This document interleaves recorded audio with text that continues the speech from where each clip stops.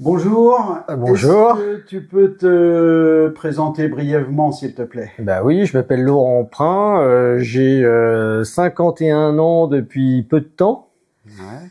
et je suis auteur de jeux amateur. D'accord, donc tu as toujours un travail. Ah oui, j'ai toujours un travail. Donc c'est ton deuxième jeu. Est-ce que tu peux nous parler très brièvement de ton premier jeu qui est édité? Bien sûr, alors mon premier jeu, c'est en coautorat avec Nathalie et Rémi Saunier, ça s'appelle Modi Modi chez Cocktail Games. C'est un jeu qui a été commercialisé en août 2022 et qui est encore sur le marché. C'est peut-être que ça se passe bien pour ce jeu, donc j'en suis très content, ainsi que mes co-auteurs, et voilà. Oui, parce qu'on sait que c'est pas facile sur la durée. N'est-ce pas? Donc tu as un nouveau jeu qui sort bientôt, qui s'appelle Geyser, Ouais, qui, si je dis pas de bêtises, se joue de 1 à 4 joueurs. exactement. Pour des parties d'environ 30 minutes, Ouais, même 20-30, ouais. qui va être édité chez Creative Cool Ouais. et qui sort le 9 mai. 2025, au moment où on fait cette vidéo, parce que peut-être des gens Oui, qui regarderont ouais. ça dans Oui, 10 9 ans. mai 2025. Faut penser à eux, hein. Est-ce que tu peux nous parler un petit peu de comment t'es venue l'idée déjà? Oui, alors, je m'ennuyais à la maison, hein, donc oui, on va croire que je m'ennuie souvent, c'est pas grave. Et donc, je me suis dit, comment à partir d'une carte en amener une autre pour la poser. C'est l'idée de base. D'accord. Et donc, je me suis dit, si j'ai une carte avec une valeur, puis j'en mets une autre à côté, parce que, le principe de la pyramide, je mets une autre carte par-dessus, et je peux peut-être faire quelque chose d'intéressant. C'est l'idée de base. D'accord. Donc, dès le début, le jeu était basé sur le thème des pyramides. Exactement. D'accord. Je me souviens, il y avait donc effectivement le Nil où il y avait les pierres. Chaque joueur incarnait un architecte. Il fallait construire la pyramide qui ramène la plus prestigieuse. Ça, c'était dès le départ. Alors là où faut être complètement honnête, au départ, je voulais faire un jeu pour enfants pour faire une pyramide de chiffres, mais c'est un peu dégénéré.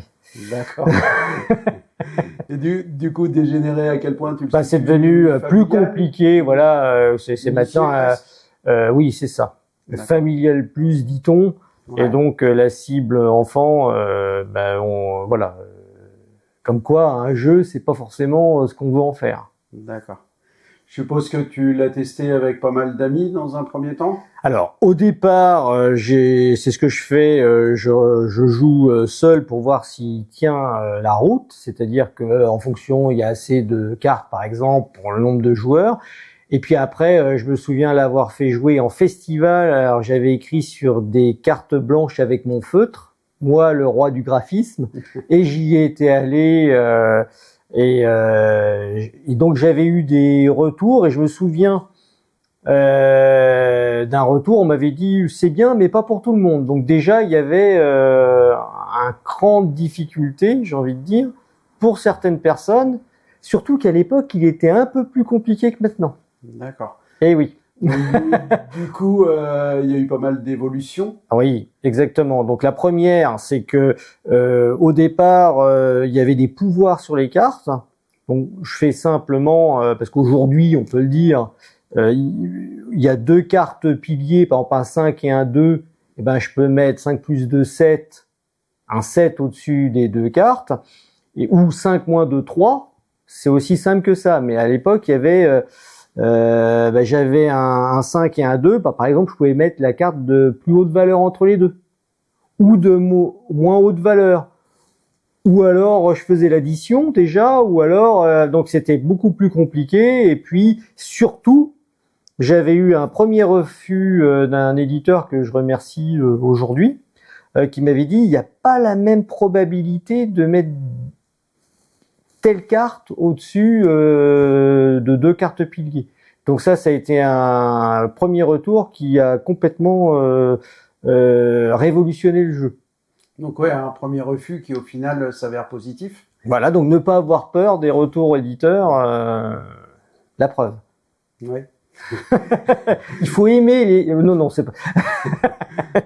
Oui, après les critiques des fois ça peut être un peu dur à apprendre, mais en fait après quand on y réfléchit, ça permet de progresser. Ouais, exactement, c'est constructif. Ouais.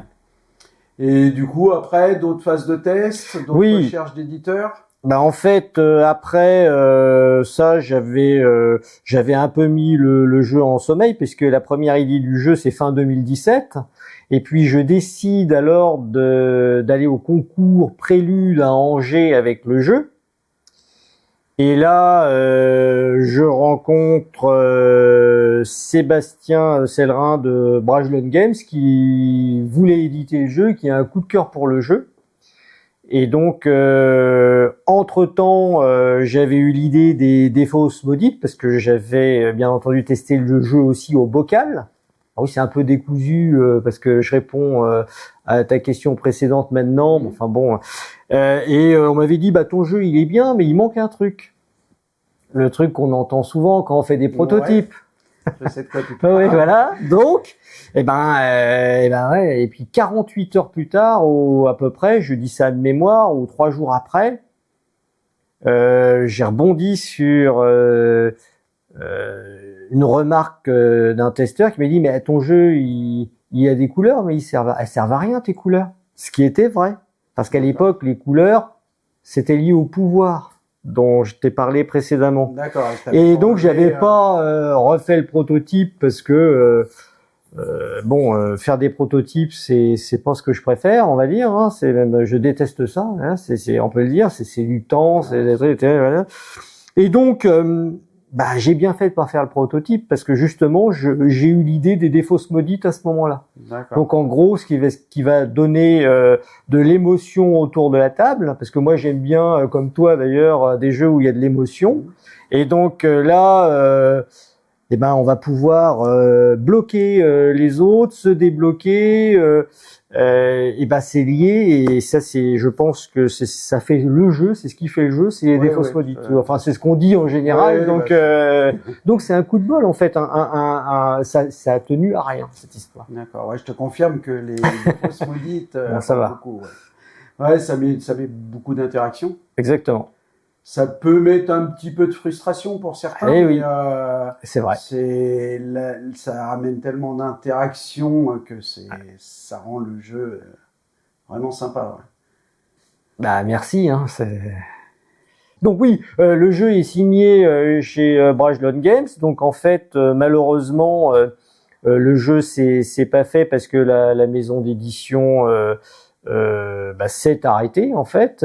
Donc après je me retrouve avec mon jeu sur le bras. Donc vu que je suis un peu défaitiste, je me suis dit je laisse tomber. Hein, le train est passé, comme on dit. Hein, il va pas revenir 2 fois. Hein, et puis là il y a un copain Ludo qui travaille dans une maison d'édition angevine, Passe ton tour Games à l'époque. Ouais.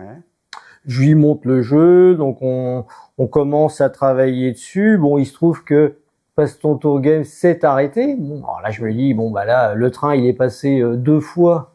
Jamais 203 dit-on, mais enfin. Faire couler beaucoup des. Excellent. Et donc il y a Creative and Cool qui a racheté les droits du jeu il y a 1 an à peu près. Puis alors n'a pas fait que racheter les droits du jeu, il y a eu un développement sur le jeu, il y a eu des objectifs. Moi j'avais eu suite à un test l'idée d'objectifs pour la rejouabilité, j'ose à peine le dire en face de toi, mais en gros ces objectifs étaient personnels, puis grâce à Lionel Gravelot que je salue, il a fait un programme informatique et puis il s'est rendu compte qu'il n'y avait pas la même probabilité de réaliser les objectifs personnels et il y a eu les objectifs communs. Et donc là, je pense qu'avec ces objectifs communs qui ont servi aussi à développer le mode solo, on a pu finaliser quelque chose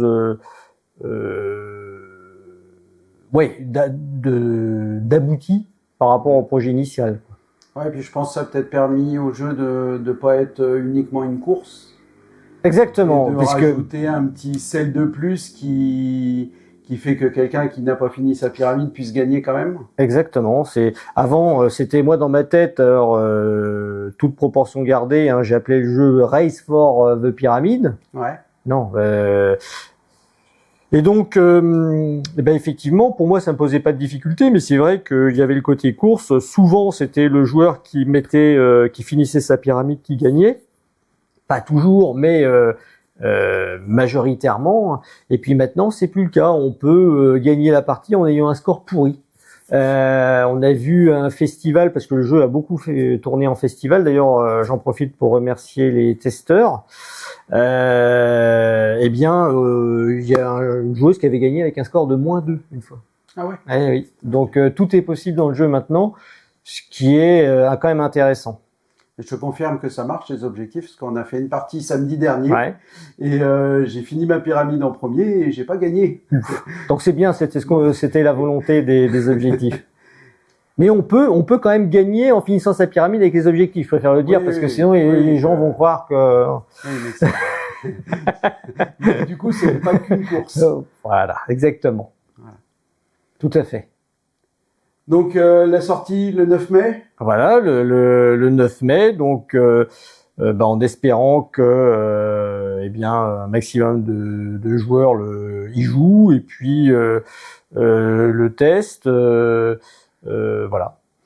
On va croiser les doigts. Apparemment, enfin c'est pas apparemment, il a été présenté à Cannes. Oui. Visiblement, il a bien plu. Oui, il y a majoritairement des bons retours. C'est vrai que ce qui est assez surprenant, c'est que c'est dans une petite boîte, on s'attend pas à autant de choses en fait. Ouais, bon, alors après, moi je peux pas être juge parti, je vais pas non plus en faire des caisses là-dessus parce que voilà, donc mais c'est à peu près ce qui est objectivement ce qui est ressorti. Ok. Bon, je pense qu'on va en rester là. On se retrouvera, j'espère, plus tard pour une troisième vidéo, pour un troisième jeu. Eh oui, ou alors un des tiens, puis tout à fait. Peut-être un des miens. Allez. Bon, je serais très emmerdé, mais bon, c'est pas grave. Je suis pas sûr que la vidéo soit de qualité. Bon, merci bien, Laurent. Merci, Seb.